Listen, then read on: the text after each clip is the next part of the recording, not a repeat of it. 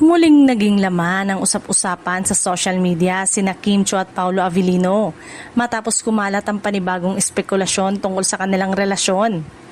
Bukod sa matagal ng chismis na umano'y lihim na silang ikinasal sa Amerika, ngayon naman ay pinag-uusapan ng ilang netizen ang posibilidad na buntis umano si Kim. Nagsimula ang mga haka-haka matapos mapansin ng ilan sa kanyang tiyan sa ilang lumalabas na larawan at video. Kahit wala namang opisyal na kumpirmasyon mula sa dalawa. Lalong uminit ang usap-usapan matapos iugnay ng ilang netizen ang bagong business venture ni Paolo na isang indoor amusement playhouse sa mga kumakalat na haka-haka. Ayon sa ilan, tila naghahanda na umanong aktor sa pagiging ama kahit wala namang ebidensyang sumusuporta sa naturang pahayag. Marami rin ang nagsabing biro lamang ang ganito mga komento. Naglabasan din ng iba't ibang reaksyon online.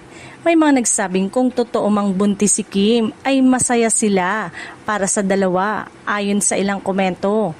Nasa tamang edad na ang aktres upang bumuo ng sariling pamilya at umaasa silang magiging masaya ang kanilang relasyon kung sakaling totoo ang mga usap-usapan.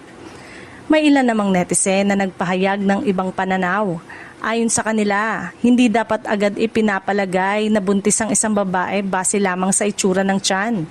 May nagbigay pa ng posibleng paliwanag na maaaring dulot lamang ito ng bloating o iba pang normal na kondisyon sa katawan at hindi otomatikong senyales ng pagbubuntis. Sa kabila ng iba't ibang opinyon, nananatiling haka-haka lamang lahat ng ito. Wala pang inilalabas na opisyal na pahayag sina Kim Chiu at Paolo Avellino hinggil sa issue ng umano'y pagbubuntis o sa kumakalat na balitang nagpakasal na sila sa ibang bansa. Dahil dito ay walang sapat na batayan upang ituring na totoo ang mga naturang usapin.